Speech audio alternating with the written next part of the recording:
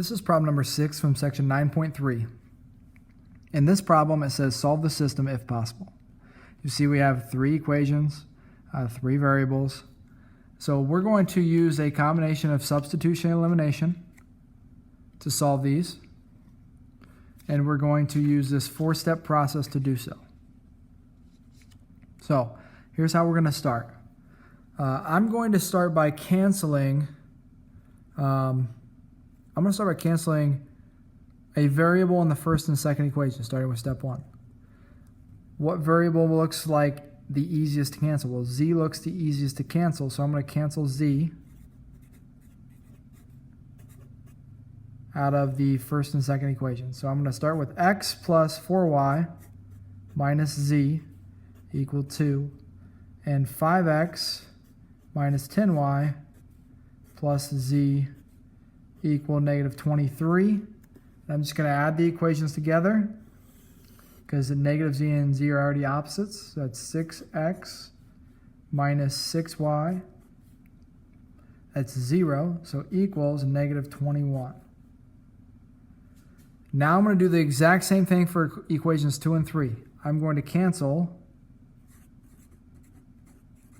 z again, but I'm going to do it out of the bottom 2 equations. So I'm going to use 5x minus 10y plus z equals negative 23. I'm going to cancel it with negative 5x plus 12y minus 3z equals 22.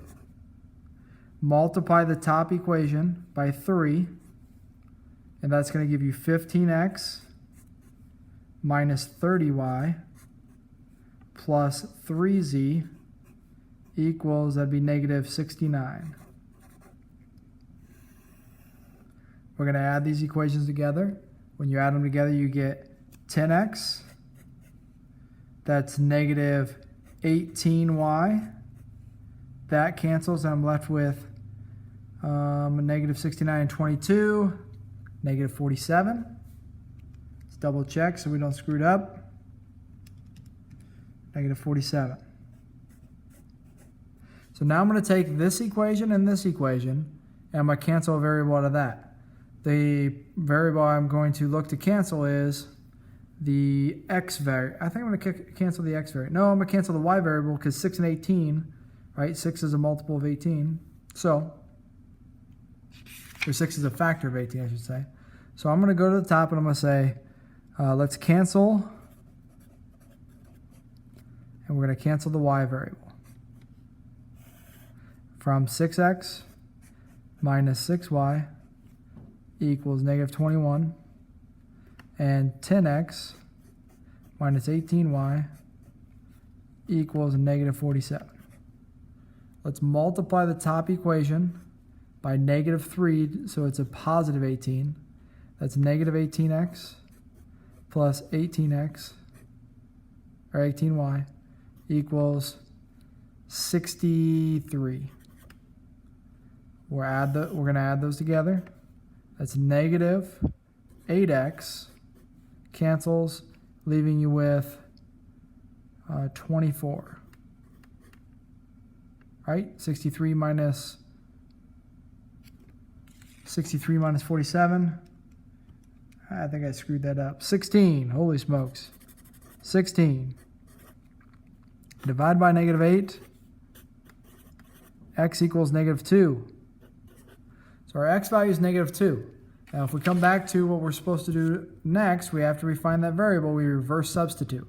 So now I start plugging x back into another equation to find y or z, and then I plug those two back into the final equation.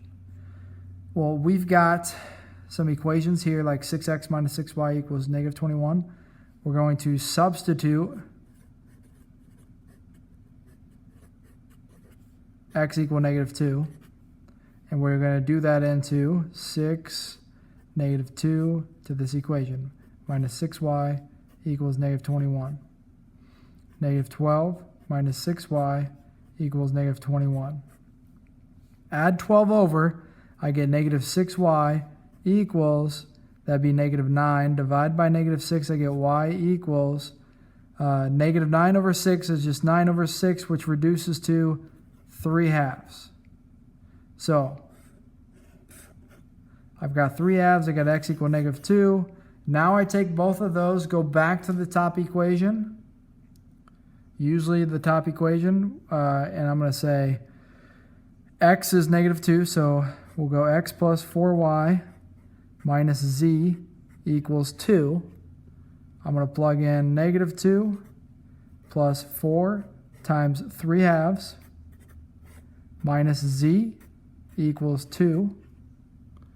This will give you 4 times 3/2, that's 6. Negative 2 plus 6 minus z equals 2. So I get 4 minus z equals 2. And we're going to subtract 4, so I get negative z equals negative 2. And I divide by negative, and z equals 2. So my coordinate here would be negative 2, comma, 3/2, comma 2. So I have one unique solution. X is negative 2, y is 3/2, and z is 2.